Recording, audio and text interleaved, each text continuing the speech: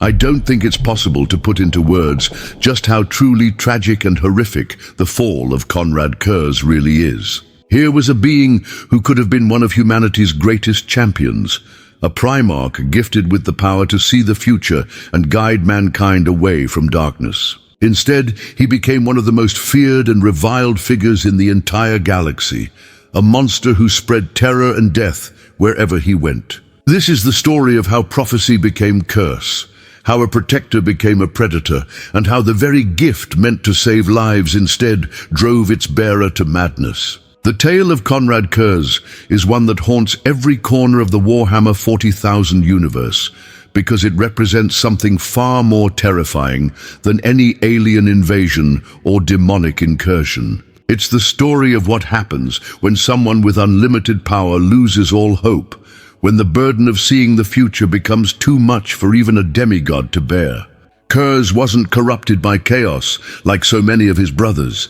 He wasn't seduced by power or glory or the promise of immortality.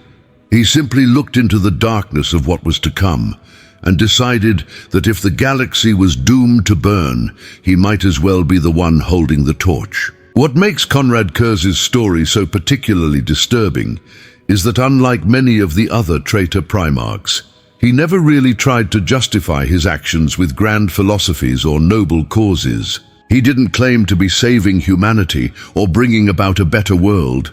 He knew exactly what he was, acknowledged the monster he had become, and simply didn't care anymore. In his own twisted way, he was perhaps the most honest of all the Primarchs, the one who looked at the grim dark future and accepted it for what it truly was. This is not a story with heroes or happy endings.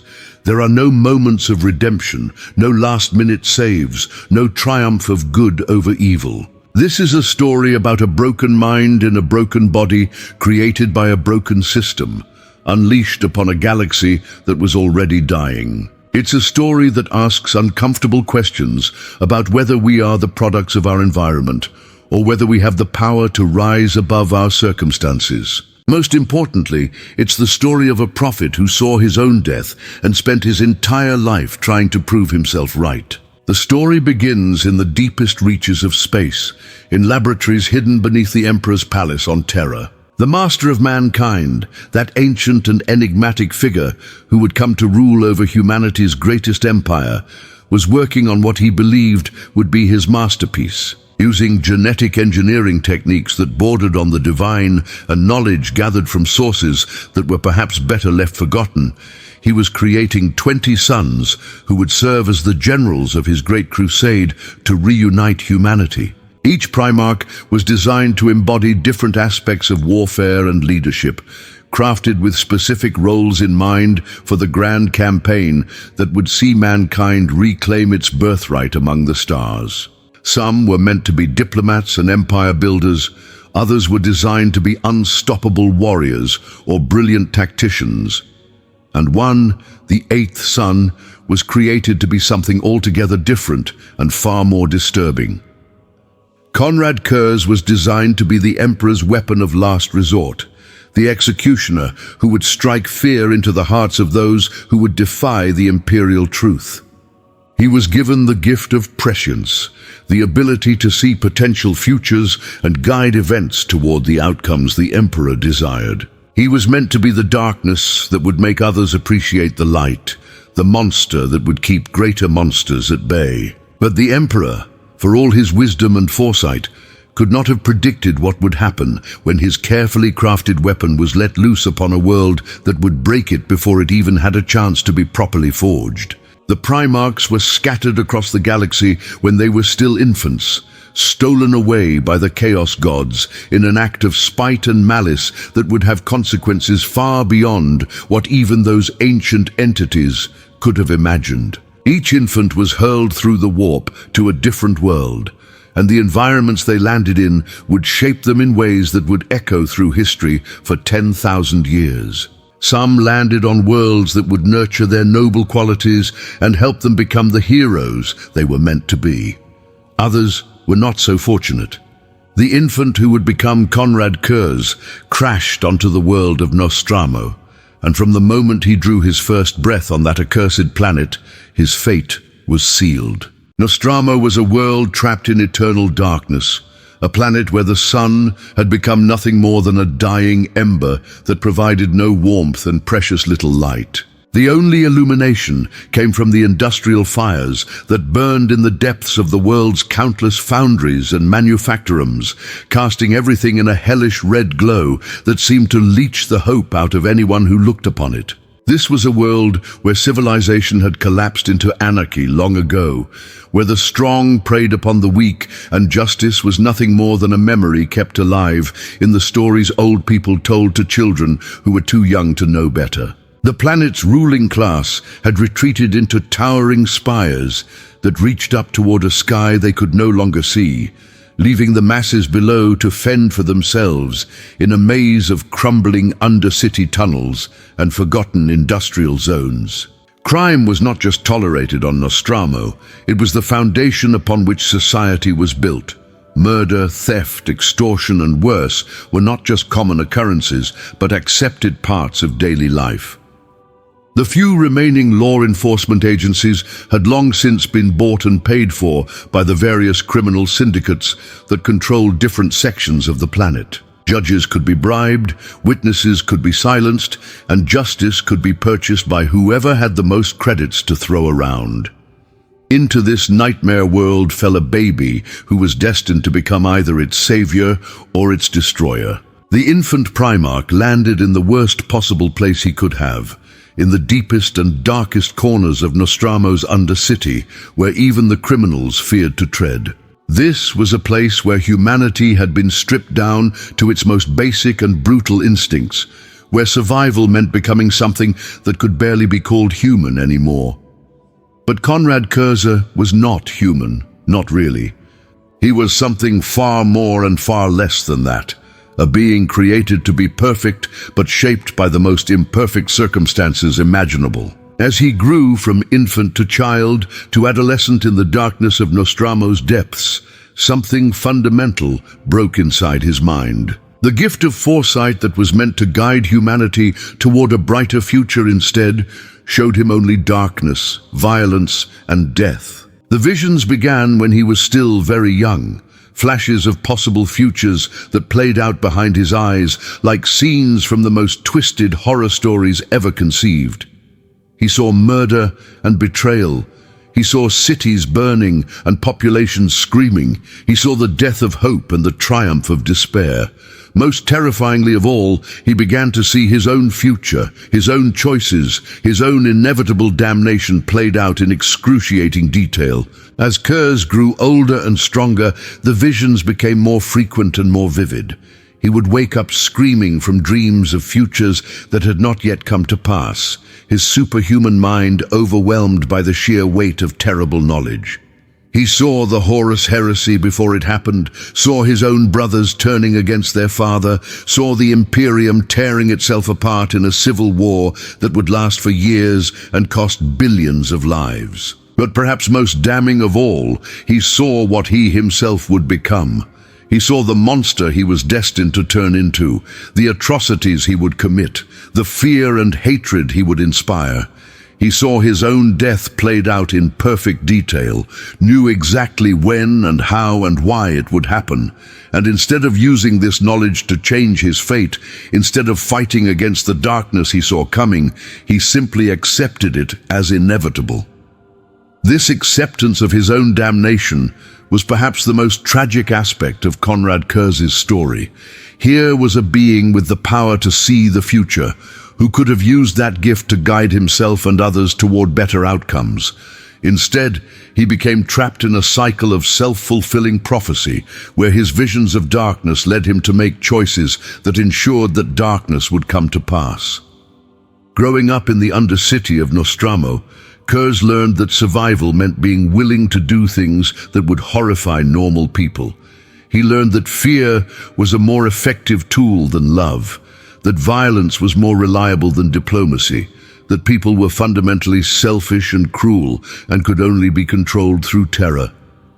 These lessons, combined with his visions of a dark future, shaped him into something that was part protector and part predator. When he was still barely more than a child, Curze began his war against the criminals and corrupt officials who ruled Nostramo.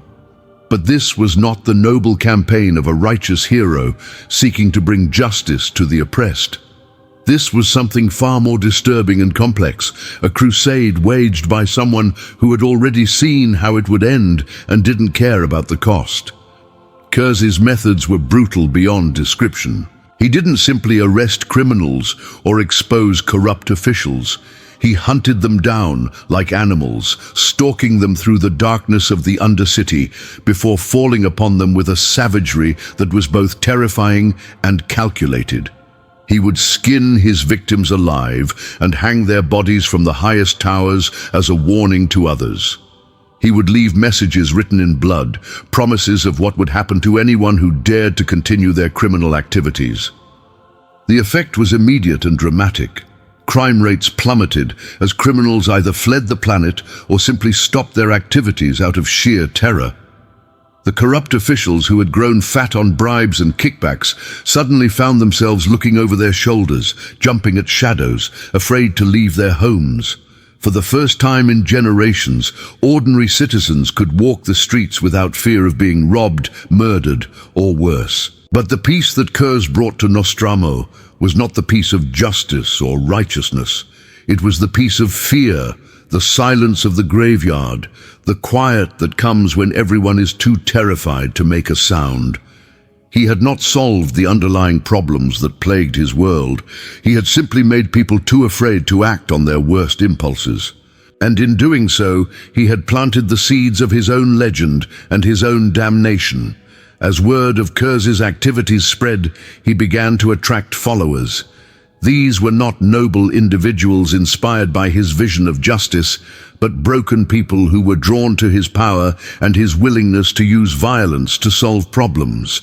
They called themselves the Night Lords, and they shared their master's belief that fear was the most effective tool for maintaining order.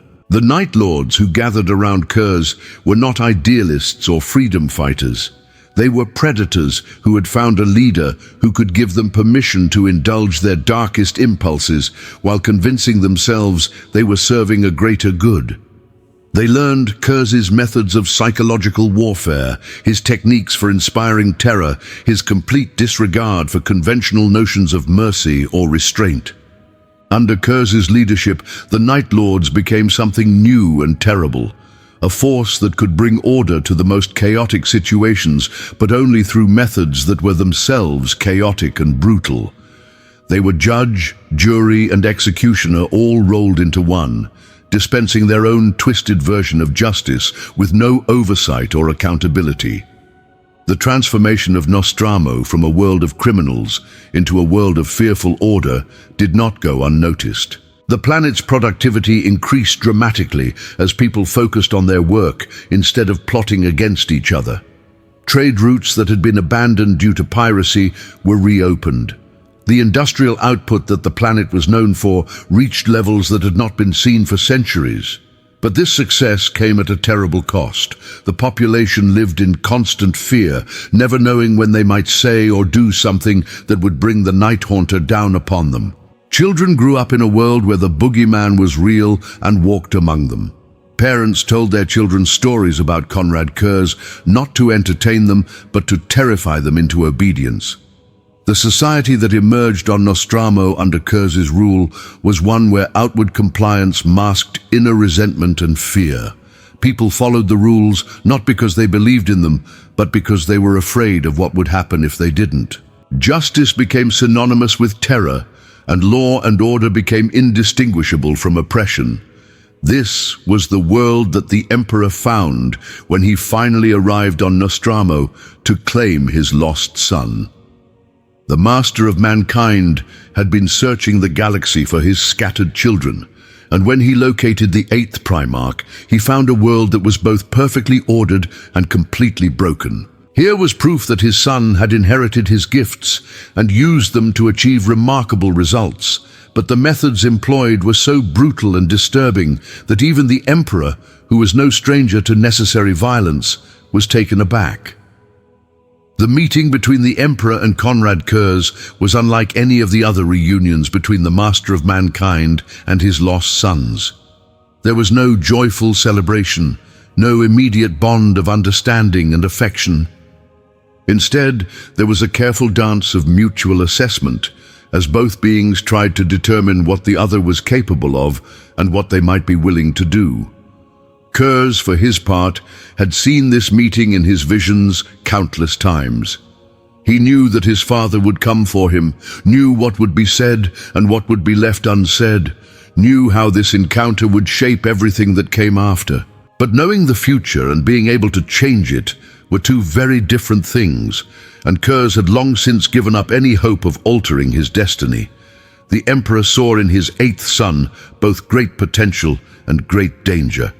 Here was a being who had single-handedly brought order to one of the most chaotic worlds in the galaxy, who had demonstrated tactical brilliance and strategic thinking on a scale that few could match. But the methods he had used and the mindset he had developed were deeply troubling, suggesting a fundamental darkness that could not be easily corrected. Despite his reservations, the Emperor decided to bring Curze into the Great Crusade, the massive military campaign that was designed to reunite all of humanity under the banner of the Imperium. Perhaps he believed that exposure to other Primarchs and different ways of thinking might help to moderate his son's extremes. Perhaps he simply felt that the eighth son's unique talents were too valuable to waste.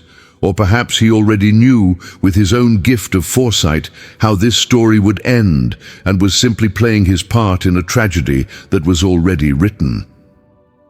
Curze was given command of the 8th Legion of Space Marines, warriors who had been created using his genetic template and who shared some of his psychological characteristics. But where the Primarch had been shaped by the brutal environment of Nostramo, these Space Marines had been raised on Terra under more controlled conditions. They were disciplined soldiers who understood concepts like honor and duty, who fought for the ideals of the Great Crusade rather than simply for the joy of causing fear and suffering. The integration of Konrad Curze with his legion was problematic from the very beginning.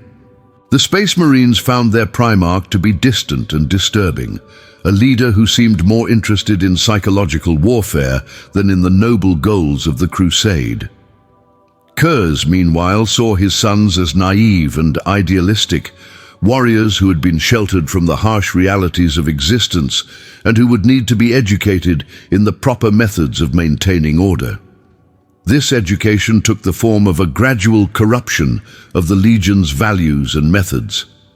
Curze began recruiting new Space Marines from Nostramo, bringing in young men who had been raised in the same environment of fear and violence that had shaped him. These new recruits brought with them the predatory instincts and casual cruelty that characterized their homeworld, and they began to influence the older members of the Legion. Slowly but surely, the 8th Legion began to change. Where once they had been disciplined soldiers fighting for the betterment of humanity, they became something darker and more sinister. They began to adopt their Primarch's methods of terror and intimidation, learning to see fear as a tool rather than an unfortunate byproduct of war. The transformation was not immediate or total. Many of the original Terran Space Marines resisted the changes, clinging to their original values and trying to maintain some semblance of honor within the Legion. But they were fighting a losing battle against both their Primarch's influence and the steady influx of recruits from Nostramo, who had no understanding of concepts like mercy or restraint. As the Great Crusade progressed and the 8th Legion participated in more and more campaigns, their reputation began to precede them. Worlds that had heard stories of the Night Lords would sometimes surrender without a fight rather than face the horrors that these Space Marines were rumored to inflict. Other times, the mere threat of their arrival was enough to bring rebellious populations back into line. This effectiveness at achieving compliance through fear was noted by the other legions and by the Imperium's military command structure. The Night Lords became the force that was called in when conventional methods had failed, when planets needed to be made examples of, when populations needed to be taught that resistance was futile. They were the Imperium's weapon of terror, and they were very good at their job, but success in achieving short-term objectives came at the cost of long-term stability and the moral integrity of the Legion itself. Each campaign that relied on terror tactics made it easier to justify even more extreme measures in the next one. Each population that was brutalized made it simpler to brutalize the next one. The Night Lords were sliding down a slope that would eventually lead them to become indistinguishable from the criminals and tyrants they had once fought against. Konrad Curze watched this transformation of his legion with a mixture of satisfaction and despair. On one hand, he was proud that his sons were learning the lessons he had tried to teach them about the true nature of humanity and the most effective methods of controlling it. On the other hand, he knew where this path would lead, had seen the end result in his visions countless times, and understood that he was creating a force that would eventually turn against everything the Imperium claimed to stand for. The visions that plagued Curze throughout this period were becoming more frequent and more detailed. He saw the Horus Heresy in all its terrible glory, saw his own brother Primarchs corrupted by chaos and turned against their father. He saw the Night Lords committing atrocities that would make their current actions seem mild by comparison. Most importantly, he saw his own role in all of this, the choices he would make, and the consequences that would follow. But instead of using this knowledge to try to prevent the disaster he saw coming, Curze seemed to embrace it as inevitable. He began to speak of prophecy and fate, of the futility of trying to fight against destiny. His behavior became increasingly erratic and unpredictable, alternating between periods of cold calculation and explosive violence. The other Primarchs began to notice that something was wrong with their brother. Curze had never been the most social or approachable of the Emperor's sons, but he was becoming increasingly isolated and paranoid. He would make cryptic references to events that had not yet happened, would react with suspicion to perfectly innocent actions by his brothers, would sometimes seem to be responding to conversations that only he could hear.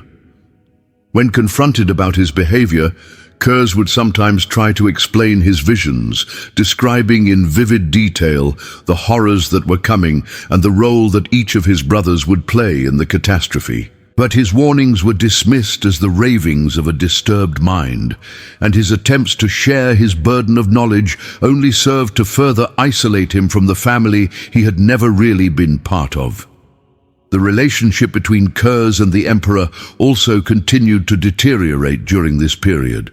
The Master of Mankind had hoped that participation in the Great Crusade would help to moderate his son's extremes and channel his talents in more constructive directions.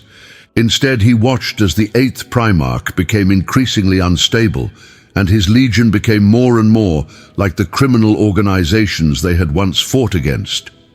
There were several confrontations between father and son during this period, conversations where the Emperor tried to convince Curze to change his methods, and Curze tried to convince his father that his methods were the only ones that would work in the long term. These discussions were exercises in futility, as both beings were locked into their perspectives and unable to find common ground. The Emperor saw his son's embrace of terror tactics as a corruption of the ideals that the Great Crusade was supposed to represent. Curze saw his father's insistence on trying to build a better future as naive optimism that ignored the fundamental darkness of human nature. Neither could convince the other, and their relationship became increasingly strained as time went on. Meanwhile, the Night Lords continued their descent into darkness. The Space Marines, who had once been noble warriors fighting for the betterment of humanity, were becoming predators who took pleasure in the fear and suffering they inflicted. They began to engage in practices that went far beyond what could be justified as necessary for maintaining order, torturing prisoners for information they didn't need, massacring populations that had already surrendered, leaving behind scenes of carnage that served no strategic purpose other than to spread fear. The breaking point came during a campaign against a rebellious world that had refused to accept imperial compliance. The Night Lords were deployed to bring the planet back into line, and what followed was one of the most brutal suppressions in the history of the Great Crusade. Entire cities were butchered, populations were skinned alive and left as warnings to others, and civilians were subjected to tortures that would have impressed even the most creative sadists. When word of what had happened reached the other legions and the imperial command structure, there was widespread revulsion and calls for Curze to be held accountable for his legion's actions. Several of his brother Primarchs demanded that he be censured or even removed from command, arguing that his methods were undermining everything the Imperium claimed to stand for. The Emperor was faced with a difficult decision. On one hand, he could not ignore the atrocities that had been committed or the damage they were doing to the Imperium's reputation and moral authority.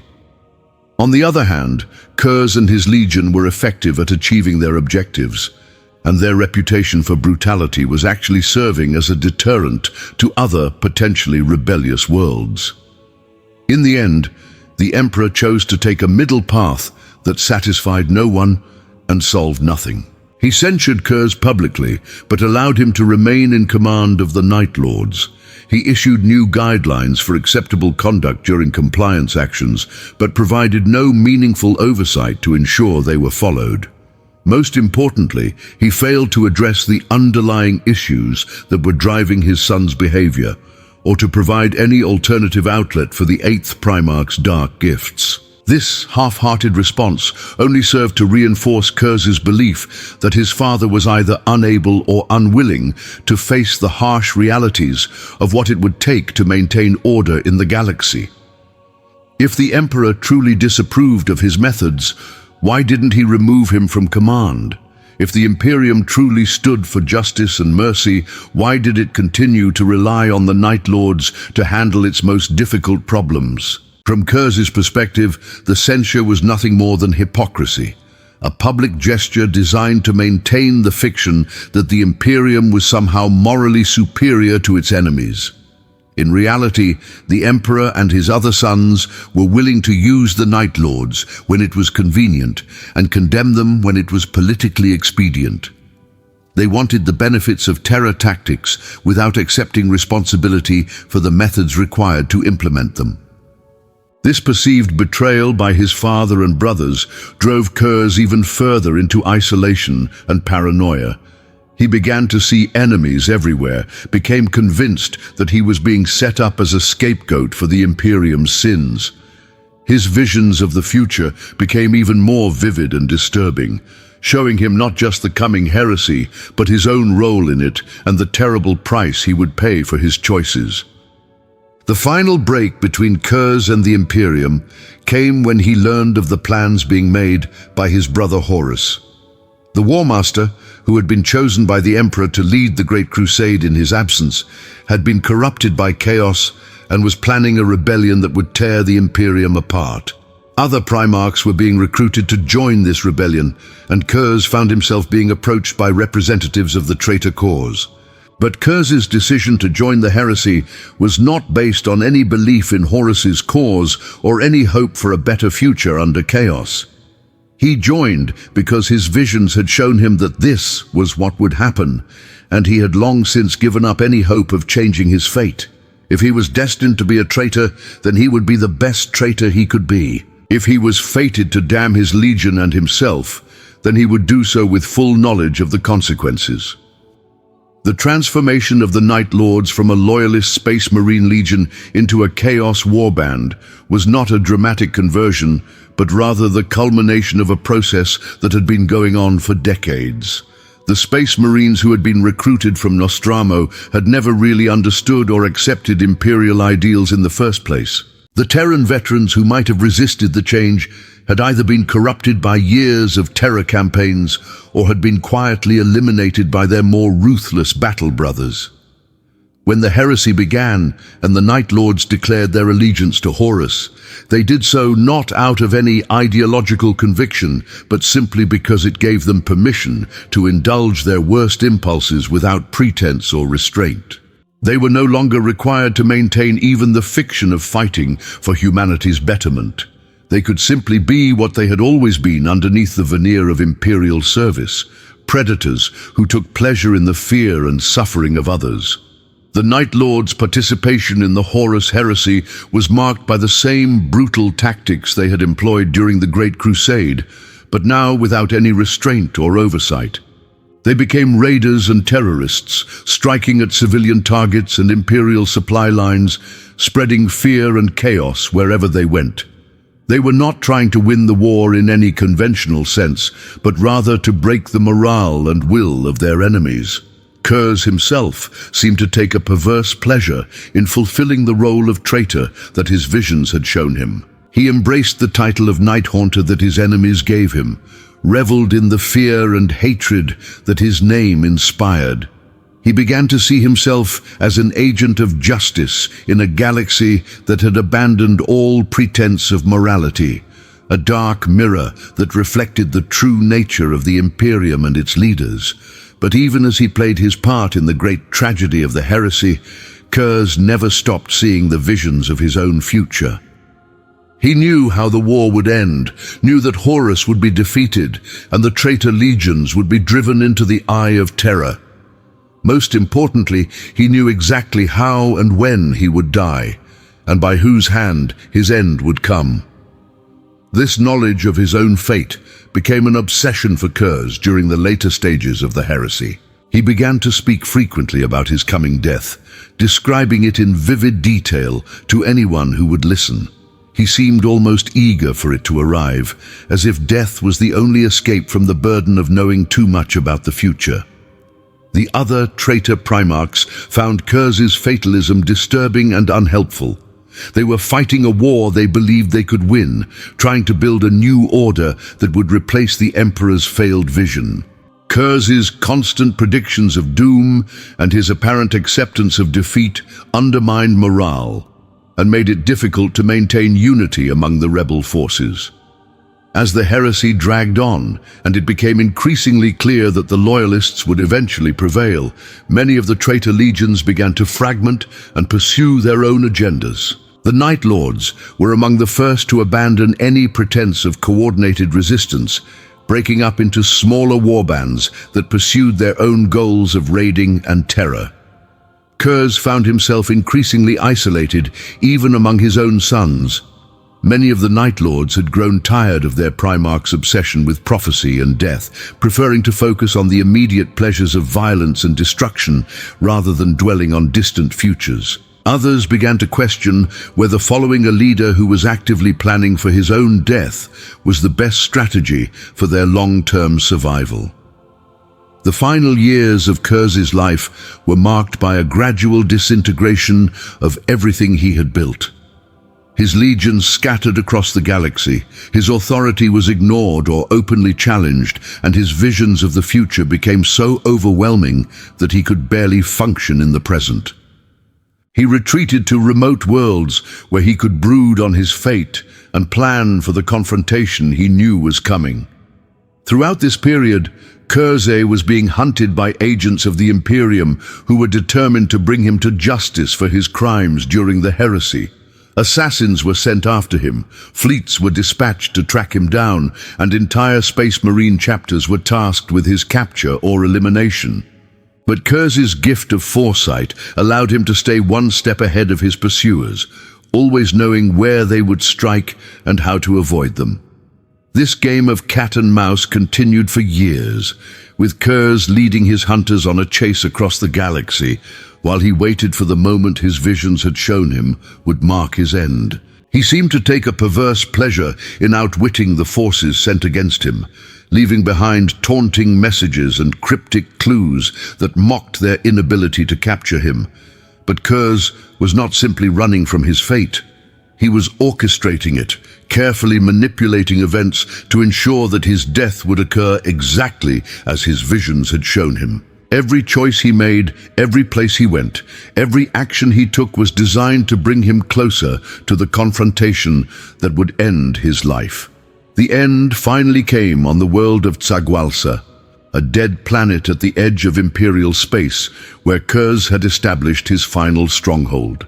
It was here that he chose to make his last stand, not against an army or a fleet, but against a single individual who had been sent to kill him. The assassin was Mishen of the Calidus Temple, a shape-shifting killer who specialized in infiltration and close-quarters combat.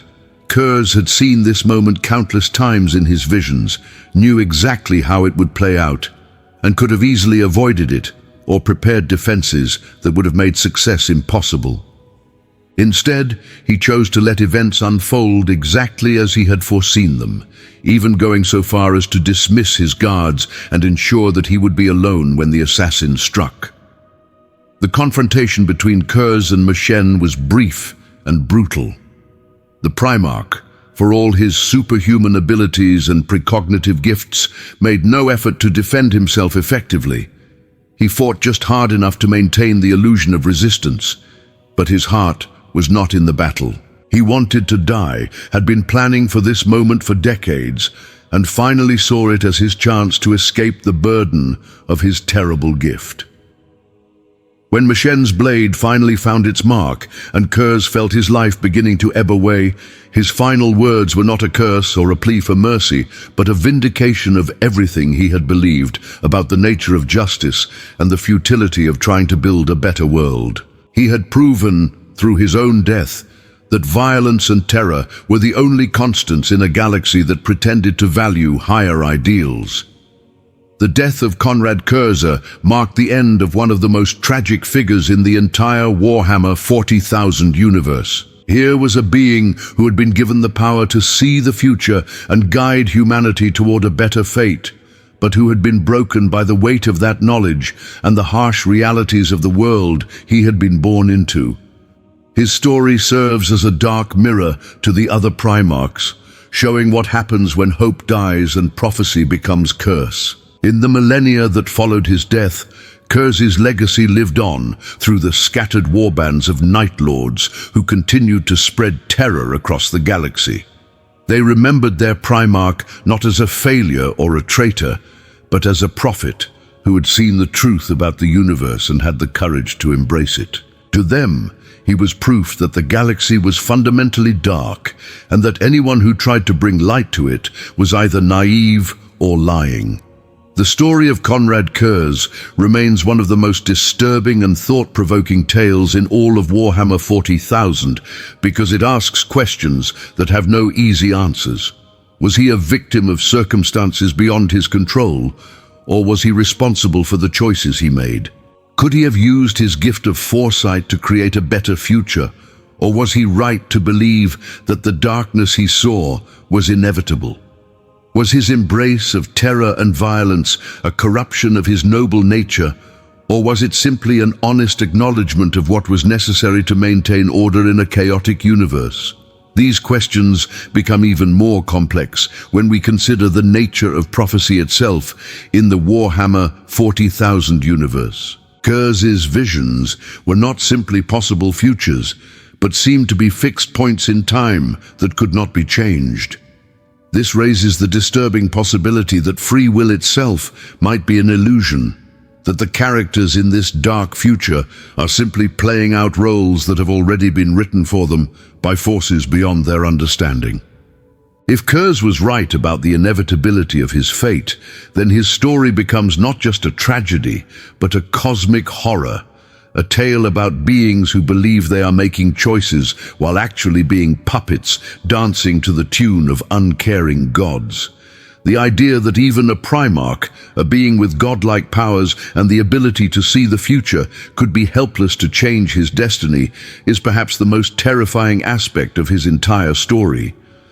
The influence of Konrad Curze's philosophy can be seen throughout the Warhammer 40,000 universe, in the form of the Imperium's own willingness to use terror and violence to maintain order.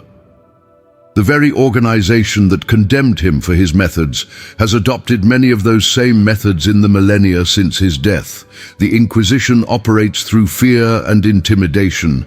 The Adeptus Arbites maintain order through brutal enforcement, and entire worlds are subjected to exterminatus for the crime of insufficient compliance. This suggests that Curze may have been right about the fundamental nature of power and control in a universe as hostile and chaotic as Warhammer 40,000. Perhaps his mistake was not in embracing terror as a tool, but in being honest about what he was doing, while others preferred to maintain the comfortable fiction that they were somehow better than the methods they employed. The Night Lord's Legion that Curze created and led continues to exist in the 41st millennium as a collection of scattered warbands that embody their Primarch's philosophy of terror and despair. They serve as a constant reminder that even the Imperium's own defenders can become indistinguishable from the enemies they fight against if they are pushed far enough, or if they look too long into the abyss of what it really takes to maintain order in a galaxy gone mad. Some of these warbands still venerate Curze as a prophet and martyr, believing that his death validated his teachings about the futility of hope and the inevitability of darkness. Others have moved beyond their Primarch's philosophy to embrace chaos in its pure form, seeking power and pleasure rather than justice or vindication. All of them, however, carry with them the legacy of a father who taught them that fear is the most honest emotion and that terror is the most reliable tool. The psychological profile of Konrad Curze presents a fascinating study in how even a being designed to be perfect can be broken by the right combination of circumstances and knowledge. His gift of foresight, which should have been his greatest asset, became his greatest curse because it showed him only the darkest possible futures. His upbringing on Nostramo, which should have given him insight into the criminal mind, instead normalized violence and terror as acceptable solutions to social problems. Most importantly, his isolation from others who might have provided different perspectives or emotional support meant that he was left alone with his visions and his growing certainty that the future could not be changed. Without anyone to challenge his assumptions or offer alternative interpretations of what he saw, Curze became trapped in a cycle of self-fulfilling prophecy that made his darkest visions come true. The tragedy of Konrad Curze is ultimately the tragedy of wasted potential. Here was a being who could have been one of humanity's greatest champions, who had the power and knowledge necessary to guide the species toward a better future. Instead, he became convinced that no better future was possible and dedicated his considerable abilities to proving himself right. His story serves as a warning about the dangers of despair and fatalism, about what happens when someone with great power loses all hope. It shows us that even the most gifted individuals can become forces for destruction if they are convinced that destruction is inevitable.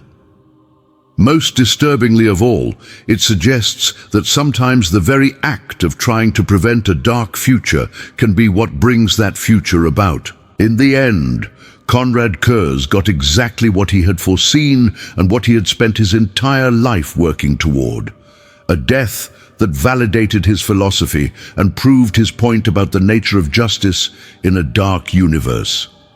Whether this makes him a prophet, a madman, or something in between is a question that each person must answer for themselves. What cannot be disputed is that his story remains one of the most powerful and disturbing tales in all of science fiction, a perfect example of how even the best intentions can lead to the worst outcomes when combined with the wrong circumstances and the burden of knowing too much about a future that cannot be changed. The legacy of the Night Haunter continues to haunt the Warhammer 40,000 universe 10,000 years after his death, serving as a dark reminder that sometimes the monsters we fear most are the ones we create ourselves through our failures to understand and nurture those who might have been our greatest protectors. His story asks us to consider whether we would have done any better in his circumstances, whether we would have had the strength to maintain hope when faced with visions of inevitable darkness,